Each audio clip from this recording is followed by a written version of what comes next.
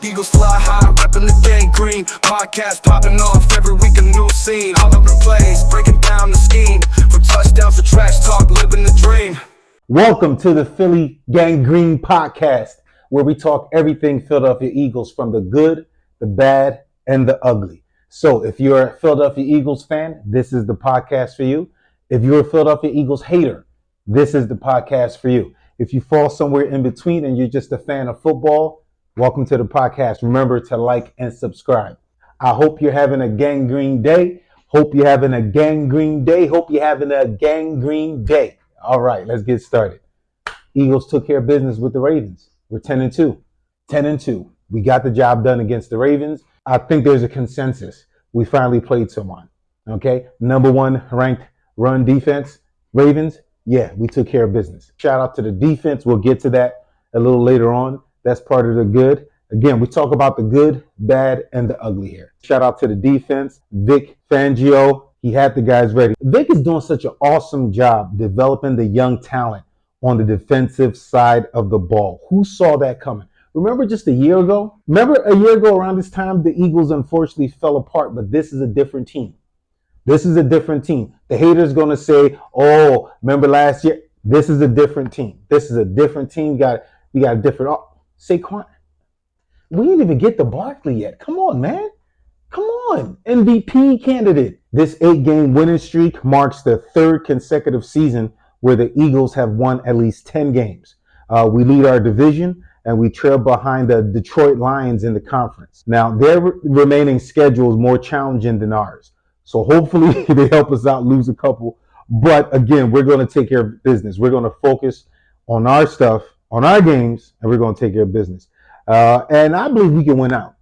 I said it. We can win out. If we do what we're supposed to do on both sides of the ball, Jalen continue to be responsible.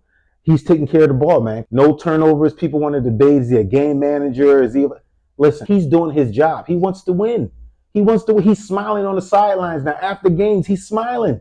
Come on. Something's different now. Something's different. We're going to talk about the holding calls they're not calling against Jalen Carter. We're going to talk about that. We all saw it. This can't go on forever. He's a beast. He is a monster in the middle. He's a monster. So let's start with the good. Vic is doing an excellent job as defensive coordinator. We wouldn't be here without him.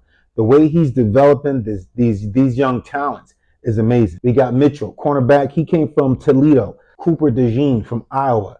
Cooper. Tackle against Henry. Come on, man. That's a poster. That was the tackle of the game. No debate. That was the tackle of the game. Salute. And again, he flies to the ball. Not just it, but the defense fly to the ball. Vic is training them guys right. Definitely. To go from the worst last year just about to the number one defense in National Football League, the Eagles are doing a job. They allow the fewest yards on average, about 282. The Titans, they're right behind us, giving up about 291 yards per game. Eagles held the Ravens to 12 points with about 1 minute and 4 seconds left in the fourth quarter. We're not counting that garbage touchdown, but, if you want to, that's fine. Defense did their thing. Big salute to Vic. We can seriously talk at length about this Philadelphia Eagles and their defense, but I'm going to say who won the game for us. A lot of people not talking about it. Well, they talk about it. Special teams. Special teams won the game. Special teams. Round of applause to Michael Clay, the special teams coordinator. His fourth year with the Eagles. He'd been with the Eagles for about 11 seasons, but fourth year as a special teams coordinator. The two punts that basically pinned the Ravens one was on the 1 yard line, another one was on the 5 yard line. I mean, that right there set the tone, because from then we had 2 scoring drives, from the position, because they were 3 and out. They punted it back to us. We had great field position and we took advantage. Jalen did his thing, Barkley did his thing, and we got in the end zone, which led me to think, when was the last time the Eagles actually had 2 punts within the 5 yard line in a game? And the last time that happened was 2003, November 5th. Guess who we played? Dallas Cowboys. And yes, Dallas is doo-doo. I said it. This is not their season. They're delusional. Jerry Jones is delusional. Some fans are starting to get it. But again, and they've been doo-doo for a while. Come on. That particular game, we sacked Dak 5 times. Before the Dallas game, we had to go back to 2015. We fielded 2 punts within the 5 yard line. Guess who we played in that game? the Panthers. And we got the Panthers coming up. It's funny how things go full circle, huh? We're seeing the Panthers this weekend. We're going to take care of business. Yes, people are saying they're the worst in the league. No, we're going to be prepared. We're good because any given Sunday, anything can happen. Any given Sunday, even a broke clock is right twice a day. So we're not going to assume it's an easy win. There are no easy wins in the NFL. In regard to quarterback play, Jalen Hurts was 11 of 19 passing for 118 yards, 1 touchdown, quarterback rating of 93.8. Hurts contributed a rushing touchdown as well. Hurts took care of the ball, no turnovers, and he used his legs to pick up a couple of crucial third down conversions for us, and he made crucial passes when we need them. Jackson for the Ravens, he had 26 of 36 passing for 237 yards, 2 touchdowns, and a rating of 101.3. But keep in mind, Lamar missed a couple of easy passes that really would have changed the trajectory of the game if he would have hit them, because some of those plays were open. He was just off. Salute to the defense. The defense made it happen. Our consistent defense make other teams play inconsistent. That was unlike Lamar. Vic had Jackson throwing into zone coverages, double coverages, and again, we had him off his game. And thank you, Aguilar, for the drops. Appreciate that. That helped us as well. That was bad for the other, bad for them, good for us. The Eagles played disciplined, in sync defense. Defense made Jackson look bad. Simple. Lamar was missing wide open receiver. And thank you to the kicker, Justin Tucker. He was off his game. He missed 2 field goals. He doinked the extra point. This season, Tucker is 19 for 27 on field goals, about 70%, 41 of 43 for extra points. He's 95%. This game, he was off his game, which was bad for them, good for us. In regards to rushers, Barkley had 107 yards, 22 attempts. He averaged 4.7 per rush, 1 touchdown, 2 receptions. Henry, he rushed for 87 yards, 19 carries, and averaged 4.3 yards per rush, 0 touchdowns. He had 3 receptions. The Eagles took care of business. The bad, now injuries.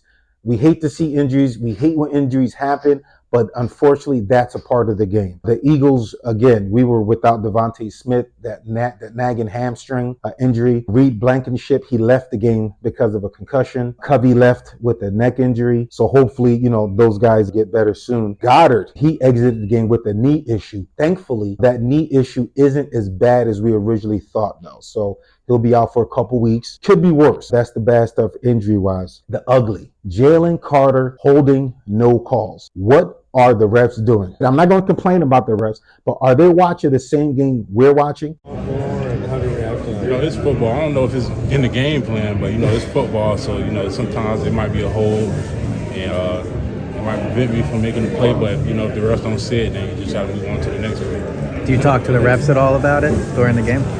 Yeah, I might say a little something, but, at the end of the day, it's on their call. If they call it, it goes with the game. If they don't, on to the next play.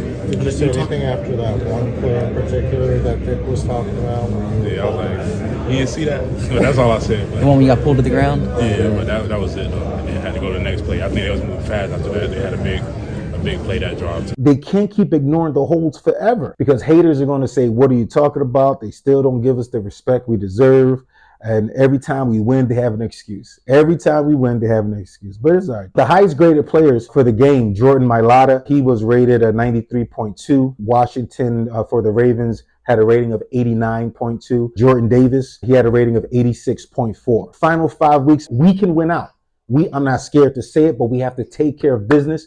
We can't sleep. We have the Steelers, Commanders, Cowboys, and we end with the Giants. We can win out. MVP, Barkley's going to get the new record. He can do it, especially with these last 5 games. But again, to come so close and not achieve it, it will be unfair to him. He would have more touchdowns if it wasn't for the brotherly shove. And again, we're not hating on it because we're winning.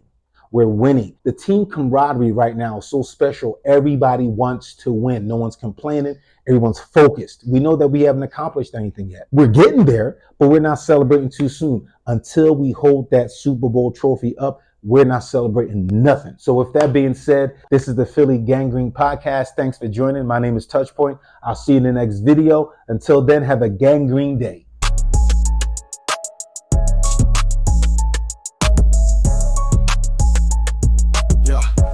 One last thing.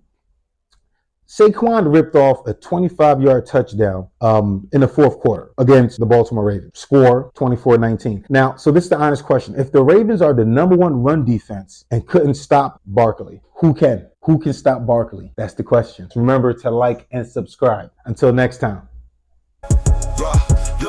Eagles fly high, reppin' the gang green. Podcast popping off every week, a new scene. All over the place, breaking down the scheme. From touchdowns to trash talk, living the dream. Mike's hot, stats on the prowl. Defense hitting strong, hear the crowd howl. We talk game.